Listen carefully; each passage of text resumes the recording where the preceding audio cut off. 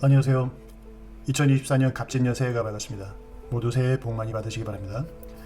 올해 암호화폐 시장의 가장 큰 이슈 중에 하나는 비트코인 현물 ETF가 아니라 코파와 크레이그 라이트 박사, 그리고 크레이그 라이트 박사와 BTC 코어 개발자들 간의 이 조인트 소송이에요. 두 개의 연관된 소송이 동일한 판사가 맡게 되면서 하나의 조인트 소송으로 이루어지게 되는데요. 첫 번째 소송은 2월달, 그리고 그 소송이 끝나고 이어서 곧바로 두 번째 소송이 진행될 예정입니다.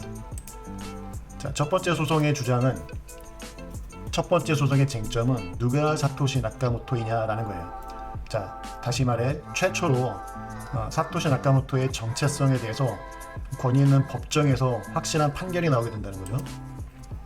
이 소송은 쉽게 봤을 때는 사토시 나카모토의 정체성과 관련된 소송인데, 엄밀하게 얘기하면 누가 비트코인을 만들었느냐, 즉 누가 비트코인의 저작권을 소유하고 있느냐와 관련된 내용이에요. 크레이그 라이트 박사가 비트코인을 만들었다라고 하는데, 이 크립토 오픈 페인트 얼라이언스, 즉 코파에서는 그렇지 않다, 자기가 만들었다라고 주장하는 게 아니라 크레이그 라이트 박사는 아니다 라고 주장을 하는 거예요.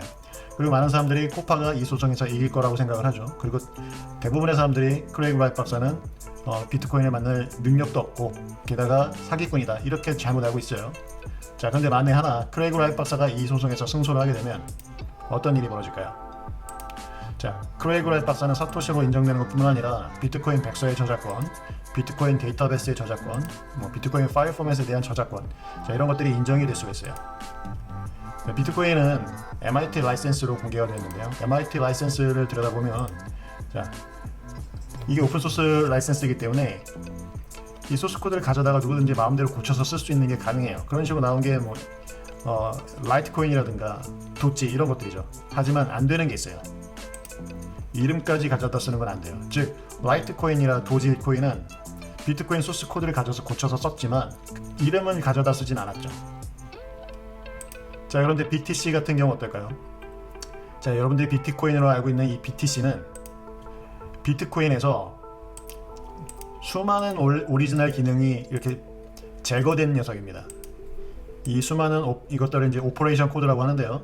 이 오퍼레이션 코드들이 제거가 되어서 비트코인 스크립트가 가지고 있었던 무한한 기능들이 지금은 다 팔다리가 잘려서 단순한 기능밖에 못하는 아주 초라한 모습이 되었고요. 근데 이것뿐만 아니라 불필요한 녀석이 추가됐어요. 체크 락타임 베리파이라든가 페이 투 스크립트 해시라든가 이런 비규격 트랜잭션, 그리고 세그윗이라든가 탑루터, 이런 프로토콜 변경이 벌어진 게 지금 비트코인으로 알려져 있는 BTC죠. 이 얘기가 무슨 얘기일까요? 비트코인을 설계한 사토시 나카모토 입장에서는 이렇게 얘기할 수 있어요. 나는 비트코인을 만들었지 BTC를 만든 게 아니다. 그래서 이어지는 소송에서 이야기하는 것이 뭐다? BTC는 이름을 따로 팔아. 내 소스 코드를 가져다가 수정을 했으면 비트코인이라는 이름을 가지고 비트코인 행세를 하지 마라. 비트코인 행세를 하지 마라. 비트코인이 아닌 것을 비트코인인 것처럼 패싱 오프하지 마라. 이렇게 얘기를 할 수가 있죠.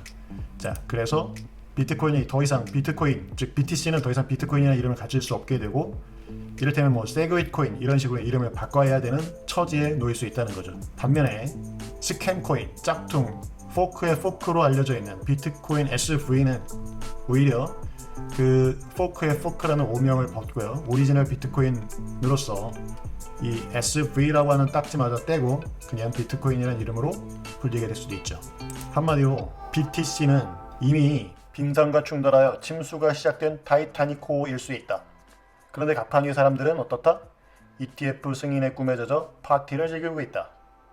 지금 그러고 있을 때가 아니다. 정신 차리세요.